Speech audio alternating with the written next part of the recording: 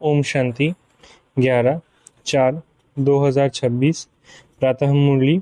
ओम शांति। ईश्वरीय महावाक्य मधुबन।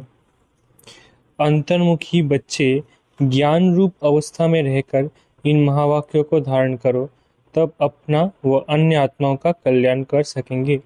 दादियों की डायरी से। हर एक पुरुषार्थी बच्चे को पहले अंतर्मुख अवस्था अवश्य धारण करनी है। अंतर्मुखता में बड़ा ही कल्याण समाया हुआ है।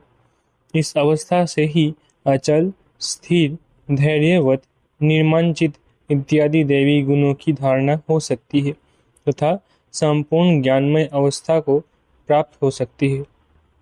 अंतर्मुख न होने के कारण वो संपूर्ण ज्ञान रूप अवस्था नहीं प्राप्त होती। इनकी जो भी कुछ महावाक्य सम्मुख सुने जाते, अगर उसे गहराई में जाकर ग्रहण नहीं करते, सिर्फ उन महावाक्यों को सुनकर रिपीट कर देते हैं, तो वो महावाक्य वाक्य हो जाते। जो ज्ञान रूप अवस्था में रहकर महावाक्य नहीं सुने जाते, उन महावाक्यों पर माया का परछाया पड़ जाता है। अब ऐसी माया के अशुद्ध वाइब्रेशन से भरे हुए महावाक्य सुनकर सिर्फ रिपीट करने से खुद सहित औरों का कल्याण होने के बदले अकल्याण हो जाता है। इसलिए हे बच्चों, एकदम अंतर्मुखी बन जाओ। आपका ये मन मंदिर सदृश है। जैसे मंदिर से सदैव खुशबू आती है, ऐसे मन मंदिर जब पवित्र बनता है तो संकल्प भी पवित्र इमर्ज होते हैं।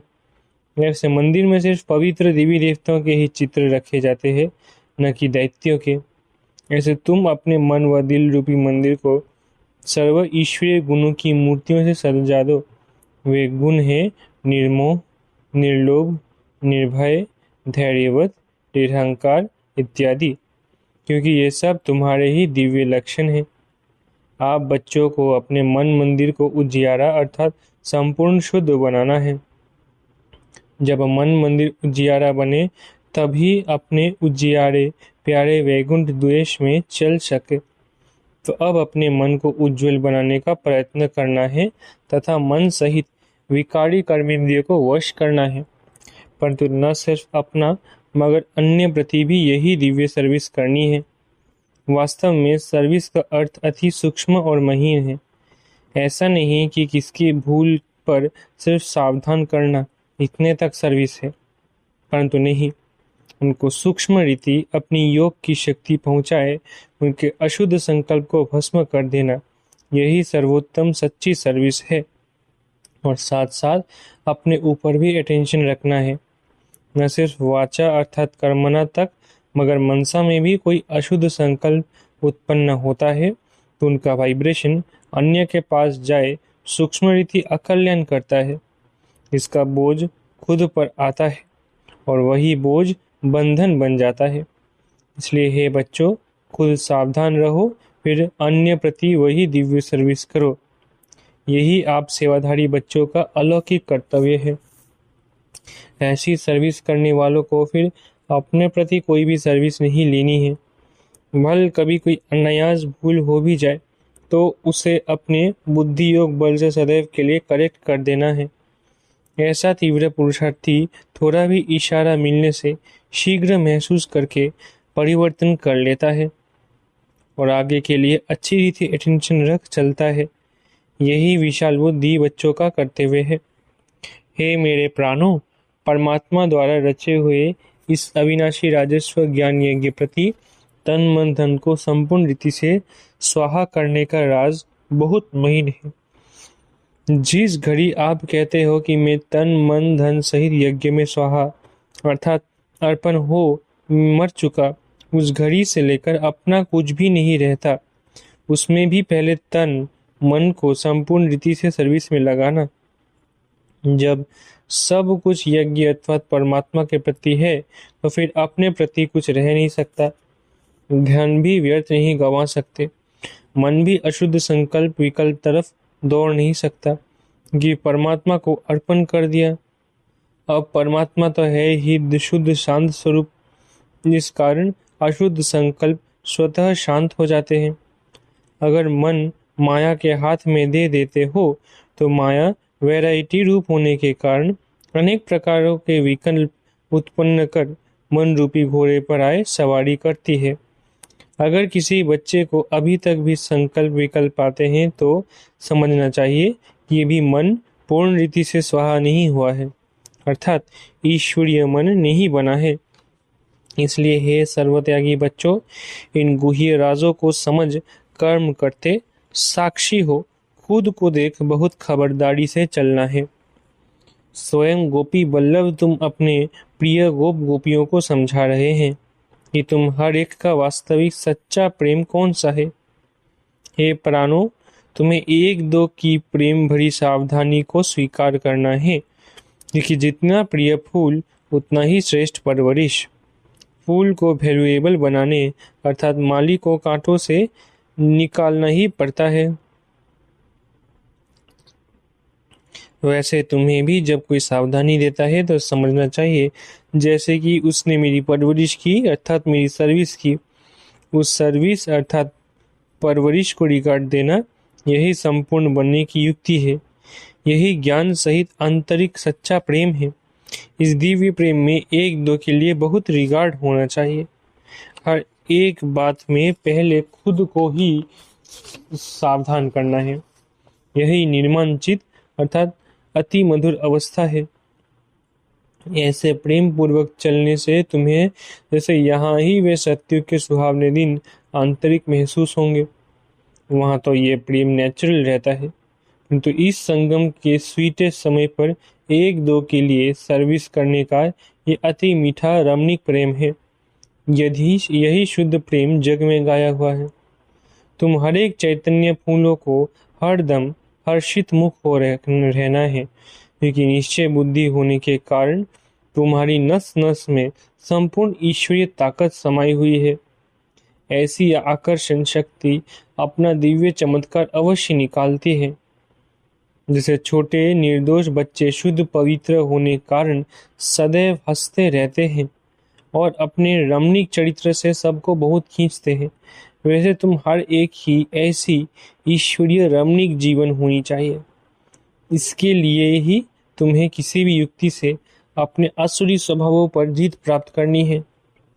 जब कोई को देखो कि ये क्रोध विकार के वश हो मेरे सामने आता है, तो उनके सामने ज्ञान रूप हो बचपन की मीठी रीति से मुस्कुराते रहो, तो वो खुद शांत चित्त हो जाएगा, अर्थात विस्मृति स्वरूप से स्मृति में आ जाएगा। भल उनको पता ना भी पड़े, लेकिन सूक्ष्म रीति से उनके ऊपर जीत पाकर मालिक बन जाना, यही मालिक और बालकपन की सर्वोच्च शिरोमणि विधि है। ईश्वर जैसे संपूर्ण ज्ञान रूप, वैसे फिर संपूर्ण प्रेम रूप भी है। ईश्वर में दोनों ही क्वालिटी समाई हुई है, परंतु फर्स्ट ज्ञान, सेकंड प्रेम। अगर कोई पहले ज्ञान रूप बनने बिगड़ सिर्फ प्रेम रूप बन जाता है, तो वो प्रेम अशुद्ध खाते में ले जाता है। इसलिए प्रेम को मर्ज कर पहले ज्ञान रूप बन भिन्न भिन्न रूपों में आई हुई माया पर जीत पाकर पीछे प्रेम रूप बनना है। अगर ज्ञान बिगड़ प्रेम में आए तो कहाँ विचलित भी हो जाएंगे। जैसे अगर कोई ज्ञान रूप बनने के बिगड़ ध्यान में जाते हैं तो कई बार माया में फंस जाते हैं। इसलिए बाबा कहते हैं, बच्चे, ये ध्यान भी एक सूद की जंजीर है, परंतु ज्ञान रूप बन पीछे ध्यान में जाने से अति मौज का अनुभव होता है। तो पहले ज्ञान, पीछे है ध्यान। ध्यानिष्ठ अवस्था से ज्ञानिष्ठ अवस्था श्रेष्ठ है। इसलिए हे बच्चों, पहले ज्ञान रूप बन फिर प्रेम इमर्ज करना। ज्ञान बिगड़ सिर्फ प्रेम इस पुरुषार्थी जीवन में विघ्न डालता है। साक्षीपन की अवस्था अति मीठी, रमणीक और सुंदर है। इस अवस्था पर ही आगे की जीवन का सारा मदार है। जैसे कोई के पास कोई शारीरिक भोगना आती है, उस समय अगर वो साक्षी सुख रूप अवस्था में उपस्थित हो उसे भोगता है, तो पास्ट कर्मों को भोग चुकतू भी करता है और साथ साथ फ्यूचर के लिए सुख का हिसाब भी बनाता है। तो यह साक्षीपन की सुख रूप अवस्था पास्ट और फ्यूचर दोनों से कनेक्शन रखती है। तो इस राज को समझने से कोई भी ऐसे नहीं कहेगा कि मेरा यह सुहावना समय सिर्फ चुकतू करने में चला गया। नहीं, यही सुहावना पुरुषार्थ का समय है, जिस समय दोनों कार्य संपूर्ण रीति सिद्ध होते हैं। ऐसे दोनों कार्यों को सिद्ध करने वाले तीव्र पुरुषार्थ ही अतीन्द्रिय सुख व आनंद के अनुभव में रहता है। इस वैरायटी विराट ड्रामा की हर एक बात में तुम बच्चों को संपूर्ण निश्चय होना चाहिए, क्योंकि ये बना बनाया ड्रामा बिल्कुल वफादार है।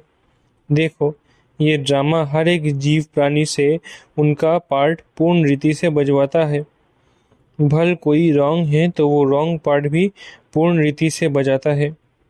ये भी ड्रामा की नूंद है।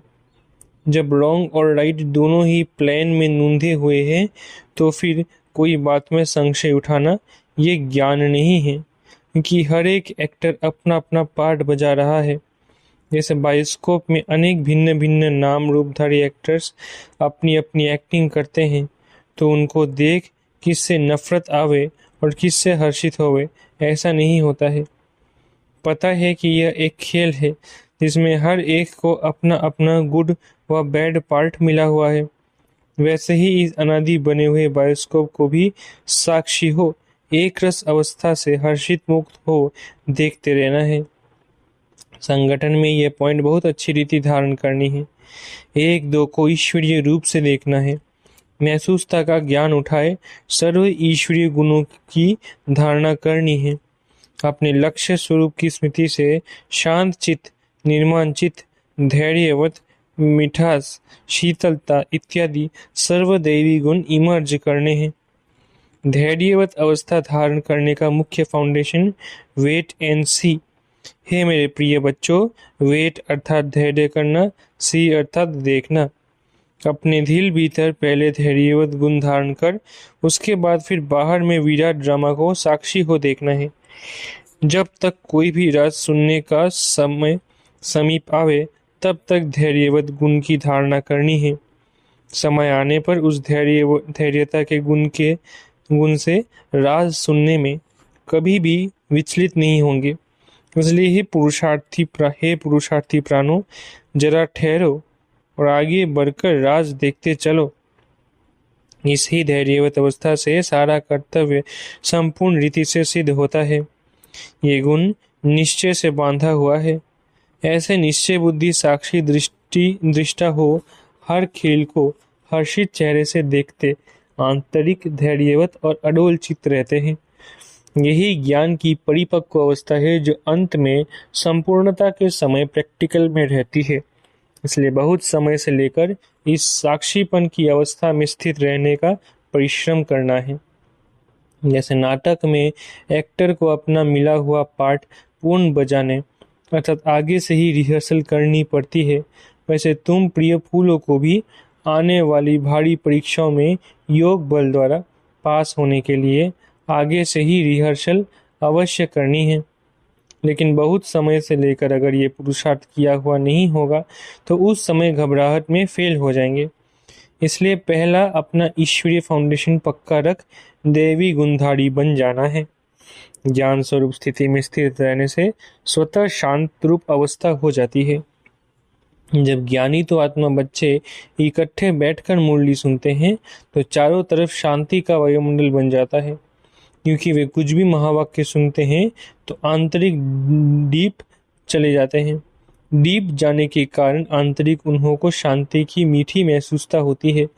अब इसके लिए कोई खास बैठकर मेहनत नहीं करनी है, परंतु ज्ञान की अवस्था में स्थित रहने से ये गुण अनायास आ जाता है। तुम बच्चे जब सवेरे सवेरे उठकर एकांत में बैठते हो तो शुद्ध विचारों रूपी लहरें उत्पन्न होती है। उस समय बहुत उपराम अवस्था होनी चाहिए। फिर अपने निज शुद्ध संकल्प में स्थित होने से अन्य सब संकल्प आप ही शांत हो जाएंगे और मन अमन हो जाएगा, क्योंकि मन को वश करने अर्थ भी कोई ताकत तो अवश्य चाहिए। इसलिए पहले अपने लक्ष्य स्वरूप के शुद्ध संकल्पों को धारण करो। जब आंतरिक बुद्धि और कायदे प्रमाण होगा तो तुम्हारी ये निर्संकल्प अवस्था स्वतः हो जाएगी। अच्छा, मीठे मीठे ज्ञान गुलजारी ज्ञान सितार प्रति याद प्यार, गुड मॉर्निंग और नमस्ते। हम रूहानी बच्चों की रूहानी माता पिता बाप दादा को याद प्यार, गुड मॉर्निंग और नमस्ते।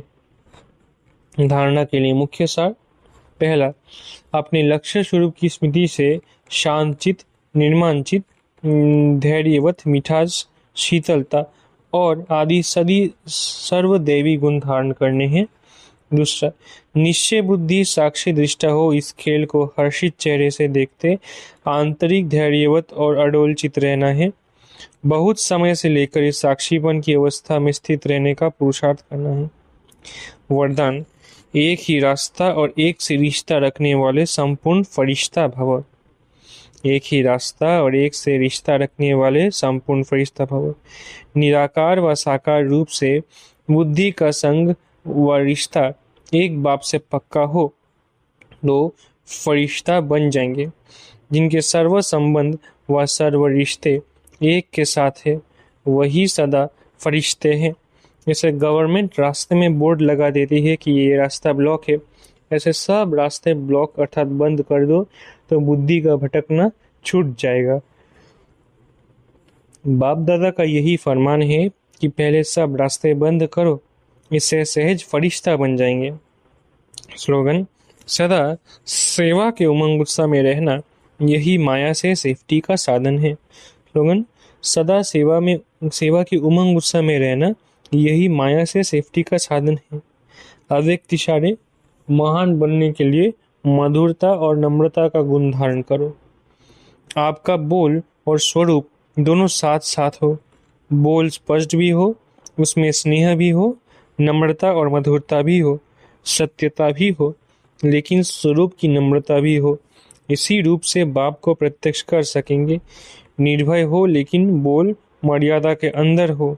जब इन दोनों बातों का बैलेंस हो तब कमाल दिखाई देगी। फिर आपके शब्द करे नहीं मीठे लगेंगे। अच्छा, ओम शांति। शुक्रिया बाबा।